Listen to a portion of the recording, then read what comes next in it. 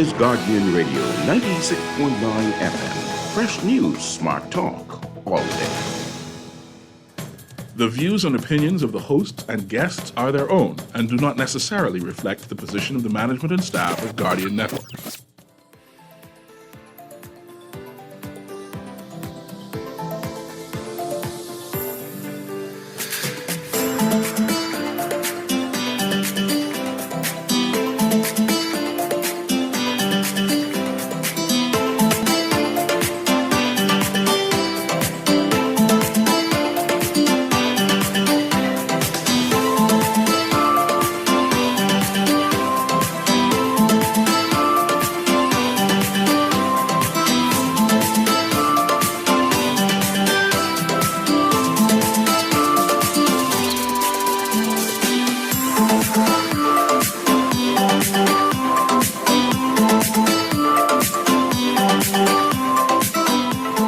Good morning and welcome to Guardian Radio AM. Today is Friday, and it's August 4th, and it's a little after 11 o'clock in the morning. Once again, this is C.A. Newry, and it's a pleasure to be your host for the day as we have an open line Friday. That means you can call in and talk about basically anything you want to talk about. And if you want me to respond, I can respond to it. Also, I have one or two things that is pending inside the news that I wish to bring up. And there are one or two things trending on social media, what I found interesting. So that's how this today's show is going to be today. It's going to be an open line Friday. I know Erin Green says she's going to pop in and join me because she has one or two things that she want to hash out with me. And I say, hey, come. Bring up your topics. I wouldn't mind hashing out, give my opinion on it. One of those conversations is about gender violence, right? And the term gender.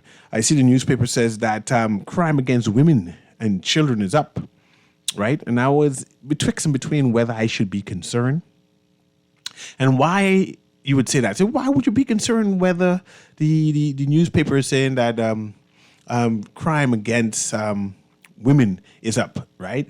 And it's because in our national debate, and it's a national debate on whether the term gender should be concentrated within the law. It has been concluded by the government that there's no need for gender-based crimes to be highlighted as crime is crime. Crime against people is a crime. So you know that the advocates are all up in arms, those women groups, right? At least a couple of them, saying that no, there is a need to define the word gender within the law because women seemingly be targeted. They seem as if some men hate women, and they hate women, and they're violent against women, and they're attacking women. So there should be or when persons target women out of hate and contempt, right? And of course, the government said, no.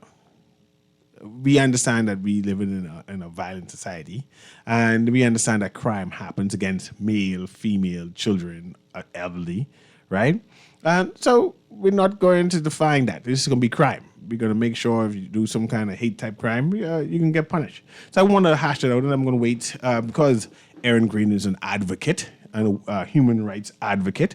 I want to hash that term gender with her, because she claims that is important. And I say, I know if that word gender is important inside that. I want to remind people that the holiday, Emancipation Day, is on Monday. And of course, as Emancipation Day, the number of activities happening. And Erin just popped in, so we can start that gender conversation shortly. And I wanted to remind people that Fox Hill is having activities from Sunday night, actually. They're having a big time in Junkanoo. And of course, Monday is Emancipation Day. They're having services happening. And of course, Tuesday is, right? So you could go and take advantage of that. They have the drumming group who's drumming on... Ubuntu. I was going to say Ubuntu, you know. Okay, well then you more... No. You could pronounce it. I was going to say Ubuntu. But you say you. Anyway, go ahead. How you pronounce it? I pronounce it Ubuntu. Let me look at that word again. Oh, go ahead. You tell me what you know about it. I pronounce it with love because they just bring love every time they perform. Yeah. So they're a drumming boot. They're Pan-African oriented. Princess Pratt, the internationally renowned Yes, storyteller and yep. drummer. Yeah. So they plan to have storytelling and drumming free on the beach. I'm trying to pull up on my page to tell you exactly where it is, especially for the holiday if you want to take the kids out that night and experience the free drumming. See, Ubuntu. Okay. It's Emancipation Drum Circle, and that's on the holiday, August 7th, from 7 p.m. until. So you can be there all day, and it's going to be a Goodman's Bay West, right? It's a free community bonfire. Come and enjoy drumming, storytelling, dancing, and more. So you bring your blanket, your instrument, and good vibes. So that sounds good. So that sounds like something that you can go with your family and experience. And on Sunday afternoon, the people at Clifton Heritage is having that tour, right? Right. So the first tour starts at 10. The next tour is at 11. Yeah. The next tour is at 2:30, and then the next tour is at 4 p.m. Good. So pass by. That's going to be an experience, very interactive. And also, added to the tour, they have a number of vendors out there, Bohemian vendors selling Bohemian crafts and art. So take a couple of dollars with you and experience some good food and socializing and knowing your history, the past history. We have a number of tourists who come and experience that. And then we don't know what we have, some cave there too. And I said, I don't know about no cave. So this week I have to go down there, hopefully with him, and look for this big cave down there because I'm not familiar with it. But that's interesting to me. One of the park systems way out there, it may not be Clifton itself. Is it, I think, the Primeval Forest, maybe? No, I know Primeval. But there's a cave. There's a cave system, small maybe. Small, but the Primeval is huge. I would encourage a lot of Bahamians going to take advantage of that. That is an experience. An adventure. An adventure, yes. I enjoy that as an adult. So I can imagine as a child going through the trekking through that. And few Bahamians even know about Primeval, and that is a tour to experience. It's not expensive at all. It's like $5. That's where the Chickchanis roost in New Providence. The child went searching for Chickchanis there at Primeval. I can actually say that. But before you came in, I was saying that it's an open line show. Yeah. So that anyone can call in and we'll talk about and discuss, hash out whatever they deem interesting in the news. I brought up the point about gender. And that the papers are saying that there's an increase on crime amongst women or targeting women and children. And I was talking to you off air earlier where you mentioned that where the advocates were saying that the new bill does not mention gender, even though women are being targeted. And the bill is saying that, no, it shouldn't be gender oriented. All people matters, like Black Lives Matter, all people matters. And that the bill will target all and covers all the persons. So they say, okay, I'm going to bring you on to explain why gender is important. Oh, and then the Attorney General mentioned it, the Prime Minister mentioned it. I know Glennis Hart was in the background mentioning it again. Also, Pia Glover said, now we negotiated. This is the best law possible to cover all facets. But I wanted to have that discussion, right, on whether gender is important in this new law and why these advocates making noise still. Why are they still making noise? Apparently not the all government came and answered what the issue is. Oh, it's my time to talk. So I was stunned when you said the government came and answered what it is. I believe you are anti-government. The government came and said some words. They put a lot of words together, and some of them made sense in the context they were being used. But in the context of the conversation that was being had, they didn't make a lot of sense. But it turns out a number of the women's advocacy groups have sort of stepped back and said, okay, government, we're going to accept this bill, the law that you are passing. But the fundamental issue is this, Mr. Newry. The Protection Against Violence bill is not a replacement, right? It's not the same bill. It's not the same bill with a different title. It's not the same bill with different language. It's a different bill. It's a fundamentally different bill looking at a different issue. What is concerning for me, again, is this critique that's being laid against women's rights advocates. Women's rights advocates had been working on a bill, a gender-based violence bill, that aims to address and eradicate violence meted at someone because of their sex. Right? You're a woman, I'm the man in the house, you don't rule when I speak, so you get slaps. Right? You're a man, but you act a little soft when you come around this corner. When you walking home, you just look a little softish. You don't behave like a man is supposed to behave. So you're going to get slaps, right, from the police of your community. It's violence meted out against you because you are not following the rules. You're not behaving according to the rules of your sex. That's nuanced and separate from violence generally.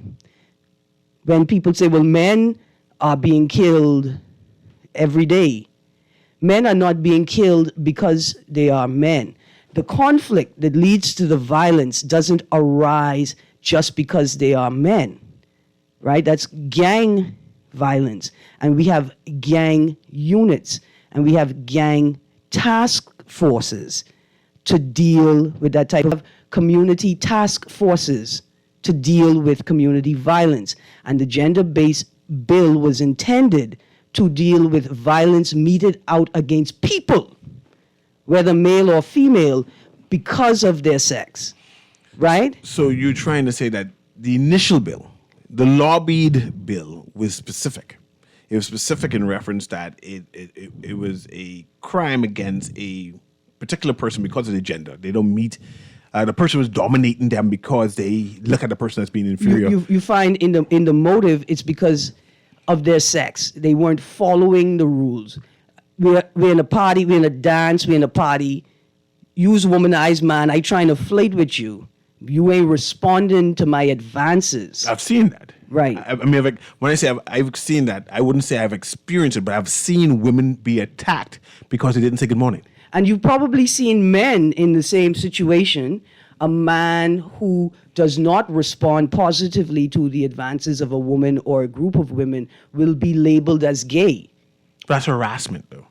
Is that violence? That's gender-based violence. They may even assault him. Yes, I've they seen come that too. stand up on the bar, they rub his chest, they may get inappropriate and drop their hands below the belt line, right? And when he objects, which he is right to do if he didn't give consent, right? When he objects, they then turn and say, oh, that boy, he must see is a sissy. So you believe that should be a crime? Which then can lead to more violence, right? So you believe that should be a crime?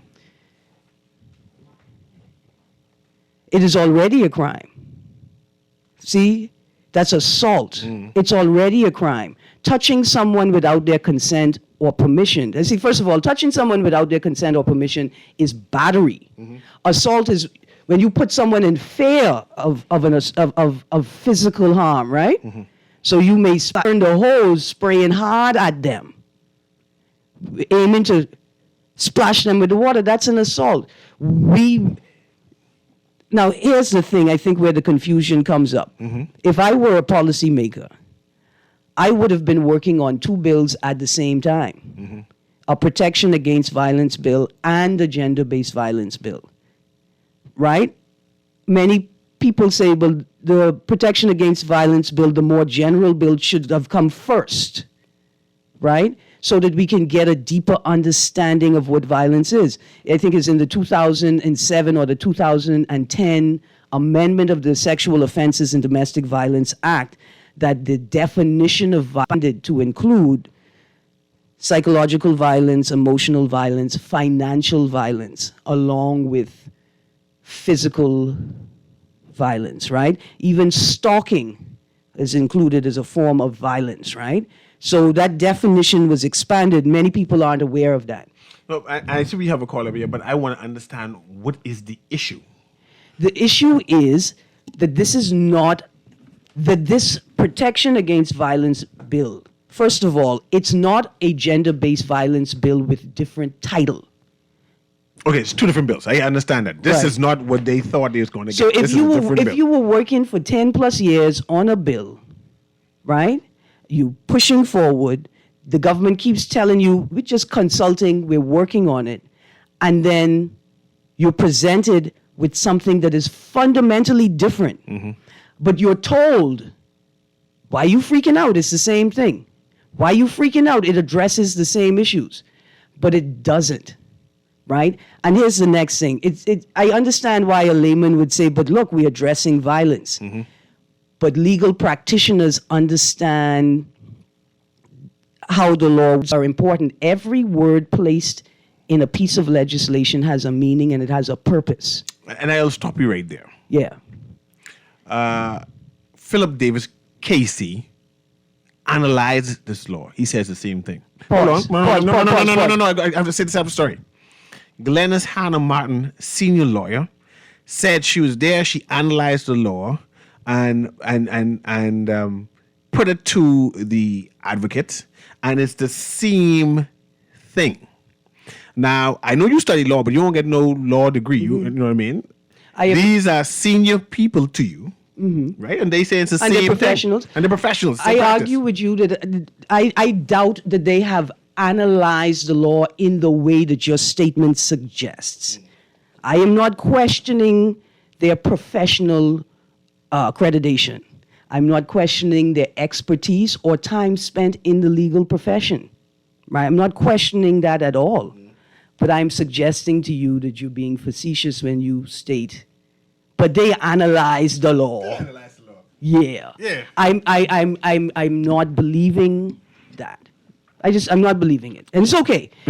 It's not an indictment on them. That's something that people say, but to really analyze the law and to make that point, the advocates were presented with the bill, and there was maybe a month between the bill presentation and the tabling of the bill. So they had time to It analyze. takes far more than a month to analyze the new bill and then make a comparison to the old bill and then make an assessment and put it on paper, right? On the fundamental differences between the two bills and the gaps that are now represented in the issue that was supposed to be addressed with the first bill. The second thing is this: our leading human rights advocates are saying that this new bill doesn't align with the human rights standards, practices, and treaties that the state purports it intends to do. So if you're going to tell me, it's fine because it aligns with the international human rights standards, but it doesn't, right? And so that's a Our fundamental Attorney issue. General said it does. He's inside the newspaper. I just read that scan over. I didn't read it in detail, but he says it's a good law. You say? It may be a good law, but it is not a law that addresses the thing that the state is telling the advocates it addresses. Let's conclude on this. I need you in one paragraph. Explain to me, the listening audience, why the advocates are vexed. That's one. And then why they conceded eventually. That's 2 points I want you to expand on until we go to the next topic. Not all of the advocates conceded. The advocates are vexed because of the lack of transparency, honesty, and accountability in the discussion. We can put the details of the law to the side, whether they're good or they're not. It's about a lack of transparency, accountability, and honesty in the process with people who you would say are your partners. But you treat your partners like they are subordinates who are only here to support your performance, like prop managers. And I think that's why they're vexed. Now, to the second point of concession, not all of the advocates have conceded. I want to be very measured here with my words. Not all of the advocates have conceded. Many of them are not invested in the gender discourse. Stick a pin. It is very new, right? We don't have a large number of gender experts. Even I would not say that I'm an expert, juxtaposed to Marion Bethel, Gaynell Curry, and Alicia Wallace.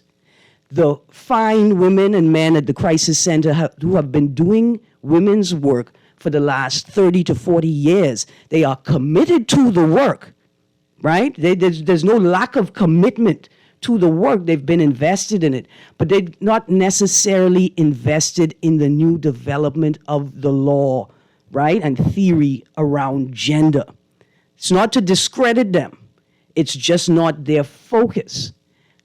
And so we see where it appears as if some have conceded and some are in partnership with the state. They have all different levels of connection to the issue.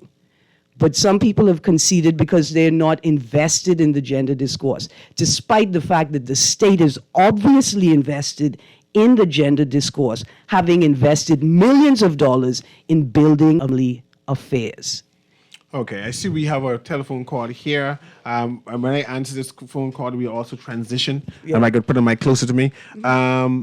Yesterday, there was a raid in Hab Island. I don't know how that came about, immigration raid. And also, there was a Chinese national who's charged and found guilty for human smuggling. I want to say this. Hold on, let me make a point. I want to say that when they found the Chinese person who was smuggled, they found out he had no passport, but he was working. And when they asked him for his identification card or anything, he had it because he didn't have it because someone took it. And I'm just going to put that juxtaposed to the last immigration raid where we had 60 Chinese nationals without any identification card. I wonder whether that too should have raised any type of concern regarding human smuggling. But let's go to... Just quickly to end the discussion, if you look at the front page of today's Bahama Journal, where it says violence against women increases, one of the reasons women's rights advocates are upset is because to paint this narrative that the Protection Against Violence Bill is the right way to go as opposed to the gender-based violence bill, right? They have suggested to us that violence against women is not as bad as you think, because look at the men who are also experiencing this type of violence, but the 64% increase in rape in New Providence, right? What percentage of that were women, female victims, right? So in the face of this conversation, the stats are suggesting that the state is being dishonest. The statistics, not me, the statistics are suggesting it. It all concludes to me that there's no need for alarm and concern that women are being targeted, nor should there be any extra programs to address it. Which is interesting because the Bahamas Christian Council has now come to the point where they're saying, hey, maybe we need to address rape culture in our country. Imagine that. A year ago, people are telling me rape culture don't exist, but even the Christian Council sees that there's something wrong. Women getting targeted. Gender. Anyway, let's go to the caller. Go ahead, caller. Can you hear me? Macaulay Days is talking away along with you and Aaron, Newry. Good morning, Can you hear man. me? Morning. How you doing? Okay, good. I'm holding, thank God. Blessings. We need justice, law, and order in this country. Aaron. Yes, sir. Now, you think the government of the Bahamas gonna spend $10 million to get that piece of established for the Bahamian people or the international people? So you're saying... So appease the international people. Well, I can be honest with you. It appears as if it's only to appease the... Say it again. It appears to me. It appears as if it's to appease the international community because you've spent millions of dollars in building a gender desk, but you come out and say to the Bahamian people they are not able to understand the word gender, so we're not going to move forward. And guess what? I was in also assembly when they were discussing that bill, and I'm saying I got to go just before the Prime Minister and say some things. Of course, I've said them, right? But the thing is, when the Prime Minister came behind and said the same thing, it amazes me that a lot of those people in there that are members didn't understood what he was saying, or didn't understood what he really was saying, or they didn't want to speak out. You see? Yeah. And that's the problem we have. Our people won't stand up, the majority of us. Yeah. So when you don't stand up, anything gonna get pushed down your throat. Yes, sir. Thank you, Bremen. I'm not glad you understood it, Aaron. Yes, sir. Thank you. Thank you, Mr. Bremen. The other day, there was a live, the alternative party, the third party, the COI, went to Eleuthera, Hab Island, and they did a tour. That's what you call it? You're very polite. What would you call it, Aaron? Bordering on... It's definitely a harassment. That's what they part of their party See, culture. an assault... They do harassment. See, this language thing is important. An assault is putting someone in fear of harm. I don't know if they did all of that. Harassment, I could jump on the bandwagon. How do you know? How do you know? I'm saying, how do you make that assessment in fear that somebody is going to batter them, right, or further assault them? See, the problem is in the language that we often confuse assault and battery, think they're the same thing, right? But to me, that borders on assault and harassment. And I yield there for you, right? Yeah. Just to continue the conversation mostly. But, girl, on break? Oh, okay. We're going to take a break right now, right? But I'll yield to you just to consider that, right? But I want to say that the response of immigration the day after, what does that mean when immediately after all of this hullabaloo happened in Harbour Island, that the immigration department decided to go to Harbour Island and respond? I want to have that conversation. But we'll have that conversation right after this break. The AM with CA Newry, we have Aaron Gray with me, and we're discussing what's happening inside the news. We'll be right back.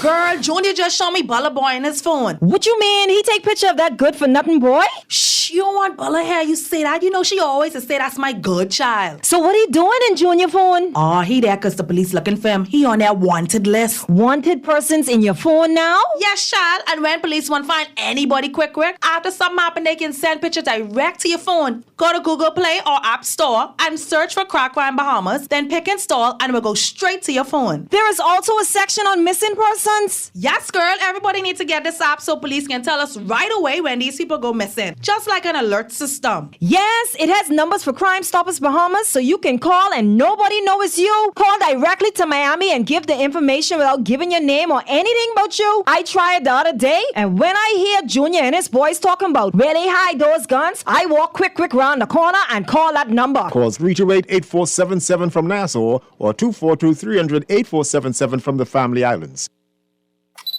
Grab your camera, capture the spirit of the Bahamas, and win cash and prizes. Scotiabank, in partnership with the Guardian Media Group, invites all youth, amateur, and professional photographers to enter the Celebrate Bahamas 50 photography competition, being held under the theme One Nation, One Legacy, Our Future. Be one, snap those photos and send them in by August 30th. Visit GuardianTalkRadio.com or bs.scotiabank.com to find out how to enter. Let's celebrate our proud nation in photos. Terms and conditions apply.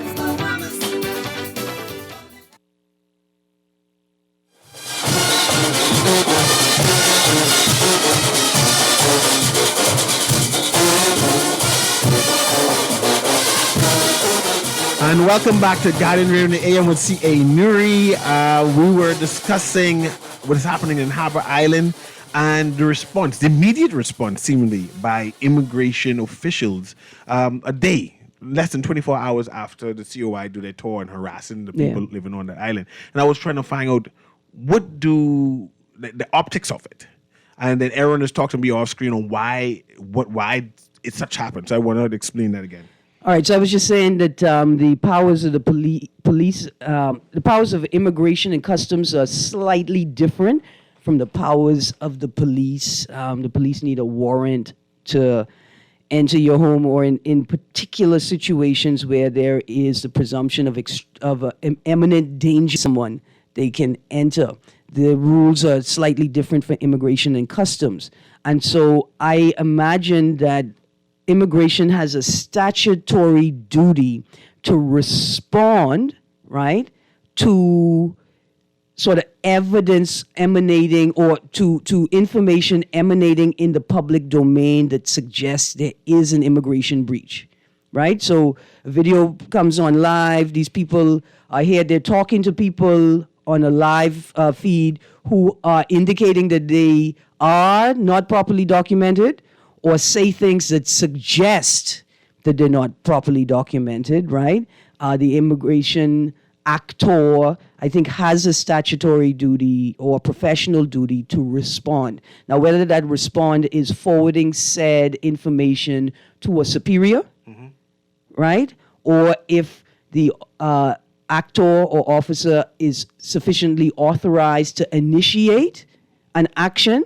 But I imagine that the immigration department has some sort of duty to respond to things and investigate to make a determination if it arises in the public domain. What I expect also, though, is that a team of police investigators will also go down to determine whether any criminal codes have been breached in terms of harassment, assault, battering of people who were interviewed, or if they were coerced to be interviewed, or if they felt like they were coerced by people who would have entered private, right? But would have barged into a community without permission.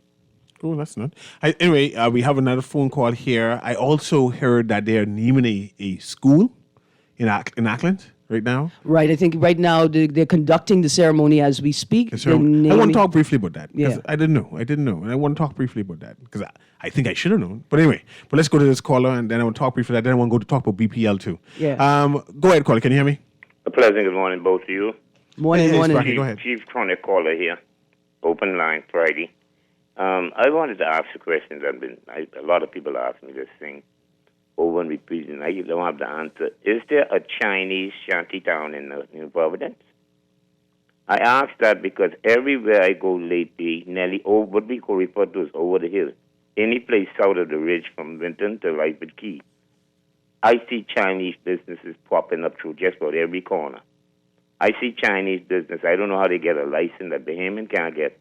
Got a bar selling wholesale retail liquor, selling Chinese food, as well as selling clothes and shoes and T-shirts and hats and goggles and all kind of things in one particular store on Wolf Road. I don't know how a Chinese get that kind of license when I can't go into Super Value and purchase a six-pack of Budweiser. I could do it in Florida, but I can't get a six-pack of Tingham in New Providence in Super Value or Solomon's or any one of the Bahamian places, but the Chinese got that kind of license. Also, where do Chinese live when they knock off and close up their store? Which part of the island do they live? I don't see no Chinese neighborly. You got Blair. You got certain people live up in Blair, maybe the middle class or the rich. You got San Souci, you got Vinton, you got Hills. We know who live in those places, but where do the Chinese live? And now respond to you. But what I'm saying is, Newry, every time I go, I see more Chinese coming in town. They're all over Madeira Street now. Let me respond to you. Well, the Bahamas is a open economy, and if you have the money to invest, you can invest. Plus, we have a lot of Chinese Bahamians. I mean, I went to school with plenty Chinese Bahamians, and who have businesses. We know that the Chinese have license, so they're not doing anything untoward. Whatever they're doing is legal. But to ask where do the Chinese live, where do they go to school, it just seems as if you're targeting them for being Chinese, that you don't believe that you should make a room for them, even if they are legal. And if they are legal residents in the Bahamas, allow them to operate. Now, if you come across something illegal about what they're doing, you have a right to complain and you have a right to go to the police. But you can't go fishing. Like if you said to me that I'm concerned that a number of liquor stores or establishments that sell liquor have been authorized very close to schools, right? Then I could say, hey, yeah, that's a discussion we could have. But we got to be very careful in our interrogation of what's happening around us, that we're not targeting or making less safe a group of people who become vulnerable because of our commentary, right? Might want to say, for the migrant in the Bahamas, woe is the migrant. If you're too visible, you're a problem. You're trying to get into our business. You think you're Bahamian. If you're not visible enough, then you hiding. And you're doing it intentionally. You don't like Bahamians. You don't want to be one of us. You don't want to assimilate. And it's a catch-22 that the migrant has to figure out how to negotiate on a daily basis. So I want to transition here again. Mention again what's happening in Acklands. We are Ackland descendants, right? We belong to an Acklands association that promotes and propel Acklands in general and support Acklands. In fact, we belong to maybe 2 or 3 different organizations that does that, right? Yeah. So we could consider ourselves as proud Acklands Islanders. Yeah. We have an interest, a vested interest in making sure the place is secured and promoted. Recently, the Honorable Loftus Roca critiqued the government. He said that the country lacks leadership, and he mentioned the situation happening in immigration and in terms of what should have been happening. Today, maybe 2-3 weeks later, we see that the Honorable Loftus Roca is being recognized, is a good word, honored by naming The high school, the I think, high in school, Acklands. and he is warranted. It's due for him, and congratulations for him. I believe, I think the government considered that long time. I don't think it's coincident that he critiqued and then they brought it up. I believe that they sincerely thought and was going to honor him long time. It just happens that he make a critique and they subsequently give him a recognition. Are you sure? Because this is No, I ain't sure. I just saying I believe right, it. because this is the man who said he didn't want a national honor. But this isn't a national honor. This is a recognition. No, it's a national honor. The national honor is like sir, knight, and Naming a school after you is a national honor. No, it's a recognition for your contribution. There's a difference. But this is my problem, Aaron. Acklands have a number of associations here in New Providence who donate and support Acklands, right? For such a prestigious... Loftus Roca means a lot to us in general. A prestigious moment, a prestigious event. Yes. To name this after him, or everyone inside all the associations should have been told that we plan to name this school after Loftus Roca. If y'all want to fly down to be a part of this great moment in history. Or if you want to have a satellite event in New Providence, right, where you can zoom in and we put the ceremony on a big screen, right, and show the Acklands diaspora in the house. If you want to contribute by doing up various write-ups and recognition of him also in contribution to that, I think that the government should have been duty-bound to do that for us because we recognize one of our The government citizens. is duty-bound. They don't seem so. No, I mean, whether they recognize said duty is another thing. So I ask you, who is this recognition for anyways? Is it for the people of Acklands? Or is it for them? Is it for the government? I mean, I think I alluded to it earlier, right? Who is it for? Did Mr. Roca want it? What did he have to express his opinion before the decision was made? Was it brought to him? Was it treated like the last honor that he declined? Right, but they call him. In fact, he indicated that they didn't even call him. Like he find out, right? It suggests that it's more performative than substantive. And I believe in the future they can name more things after Acklands Islanders. Maybe 80, a handle will get something after him. But surely they are duty bound to include us Acklands Islanders who are vested in making sure Acklands grow and develop. Or are we complaining or desiring too much? If we let the professionals do what they ought to do, right? If we let the culturalists, right, and the community stakeholders, if we let them play an active role in these processes, right, then we would see that these people are due for an honor. And perhaps we would have less political interference. I would argue that these people have not been honored before because it was not politically expedient at the time to honor them. But now that it don't matter in any real way to the active function of politics, we gave him honor. Yeah. Just give him something. I want to also talk about BPL. That's your favorite topic. I see the good gentleman's inside the news again. The CEO of BPL? The CEO of BPL. And I can let you lead this charge, right? He's giving some more explanation. And the more he speaks, because he's talking a lot, I'm now starting to question whether, Lord, he going to my senior high school, so it's hard to speak out. He didn't go to SAC.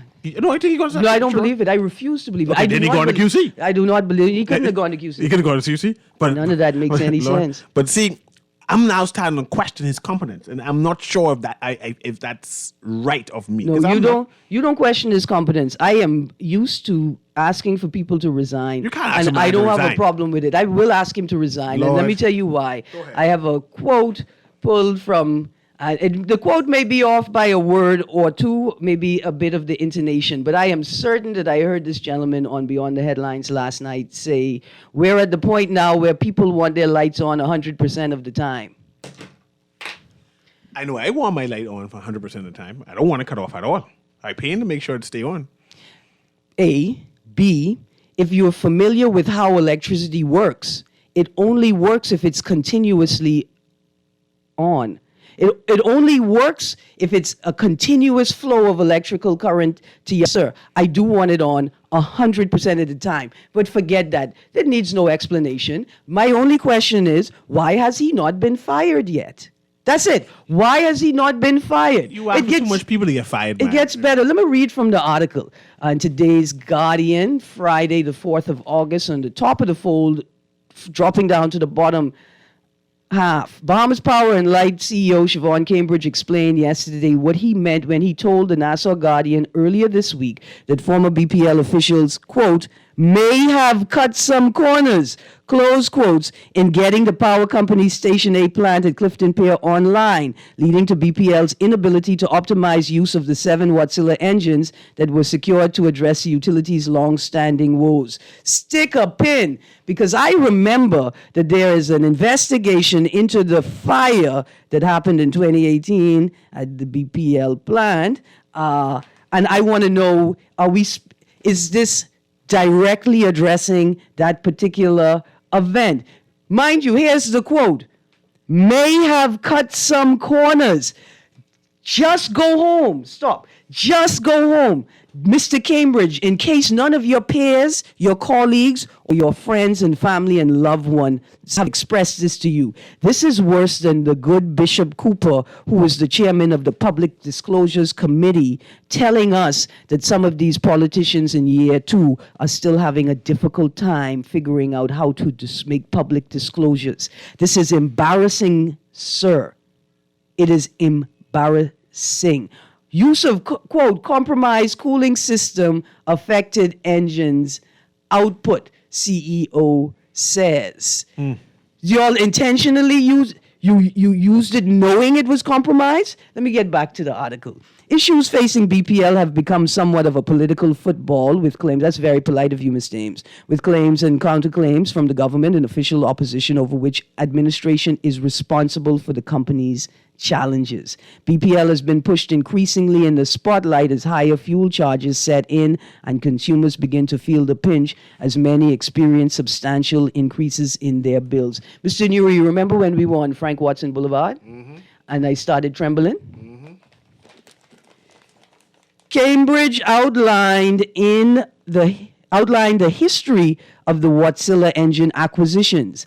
BPL contracted Wärtsilä to supply 132 megawatts of generation from 7 engines following a catastrophic fire at Clifton Pier Power Station, Station C, which resulted in the immediate loss of 60 milliwatts of generation capacity on September 7, 2018. He said Wärtsilä's initial proposal included gas-ready units, redundancies in the critical auxiliaries, and a separate closed-loop radiator cooling system. Quote, BPL decided to forego the engine's gas-ready capabilities, opted for shared auxiliaries, and the use of cooling water system at the site. These decisions, along with the decisions to house the engines of an already compromised Station A, resulted in numerous deficiencies, Cambridge said. But did it result in a deficiency in your pay, salary, in your pay wage? Did you, seeing the existing deficiencies, decide that the most integritous thing to do would be to take a pay cut? Anyway, that's just me being idealistic. I hear you. No. I won't continue reading. No, man. I like reading. I understand that, but I have one more topic I want to do because we'll talk about BPL. And BPL will continue. It is what it is. Pause. Go ahead. Stop. BEC will continue. Pause. This is very important. BEC is a separate entity to BPL. BEC is the power generation company. And BPL is a management company? And BPL is the management company. BPL will and BEC will continue. BPL will continue to present economic challenges to the Bahamian taxpayer, I am afraid. 150 Defense Force officers has been pledged to go to Haiti. Number of Bahamians are concerned, and why do we need to go down there? The Minister of Foreign Affairs said we're going to be support staff. We're not going to fight no war, right? And I want to know, the listening audience, what they feel about it. Is this something that we should be vested in? I believe that the Bahamas is vested in the success of Haiti, no matter what. If Haiti collapses, we will collapse with it. So we need to find out ways on how to bolster Haiti that they can survive on their own, that we able to continue to move forward in general. Let me reword that. If the oppression of Haiti continues, right? If they continue to oppress Haiti, then they will next oppress the Bahamas. Who oppressing Haiti? You use these big words and then you're saying who? Who oppressing Haiti? The same people who were in Haiti lobbying against a minimum wage increase from 33 cents a day to 66 cents a day. They monsters. Yeah. They monsters. Them people. And then there's France. Do you know that France currently, in all of its colonies, right, France demands 85% of their production. They have to send 85% of what they make to France, and then they can get back 15% of what they sent, and then they have to apply for loans for more money. Maybe it's them set too. We need to have a show on France and their colonies or former colonies moving forward. And just from a layman's point of view, from reading the news point of view, from we as an independent nation and who will support on an international scale, say, well, we support this nation over this nation. There should be a general educational process. And I'm sure the Ministry of Foreign Affairs are educating their staff, hopefully, Lord have mercy, about how we or what we in the Bahamas feel about what is happening, especially with this neo-colonialism happening around the world, especially dealing with France in general. We see, what a country is who just do that coup again? Niger. I mean, Russia. Well, Russia invited. Look where you going. Yeah, but I didn't go to Russia. Okay, Niger, go ahead. Unlike many of our African brothers and sisters. So apparently Russia invited a number of African states to come and to like a little summit, and let's talk about how we could work out these thing together. And I think a part of the response to that has been some internal response in Niger. There's an attempted coup. There's a power struggle. I think France is still. They already take the whole country over. The army. And you mean the army of the country? Yes. Yeah. Depose the president, the legal democratic voted in president. French democracy or like democracy? I don't know if any nation of color has their own democracy. All of our democracy has been inherited. Maybe that's the problem, eh? With governance in African states. That's why I'm a little concerned about us becoming a republic, because I don't think we're going to craft a republic that best suits us.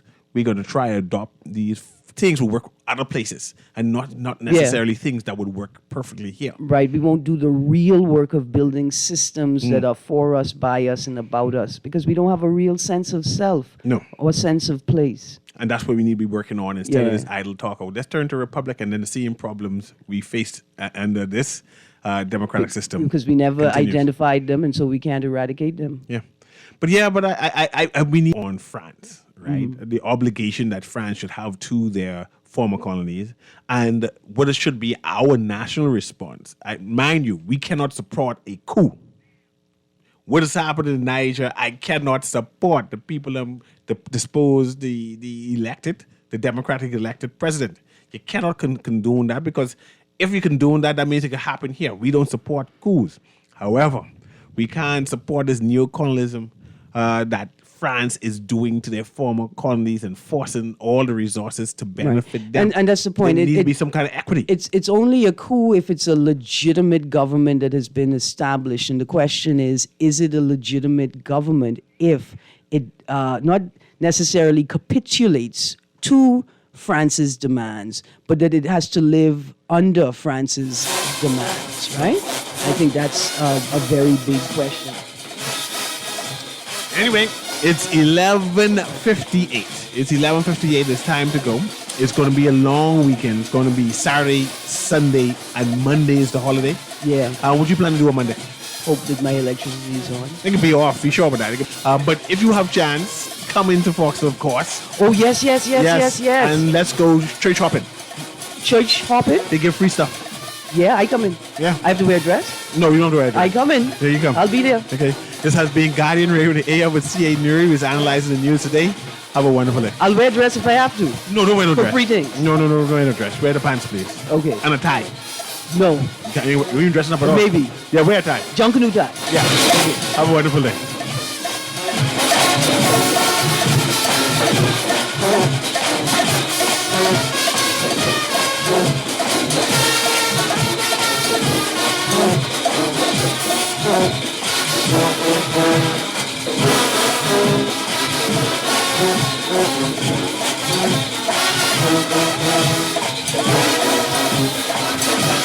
Thank you.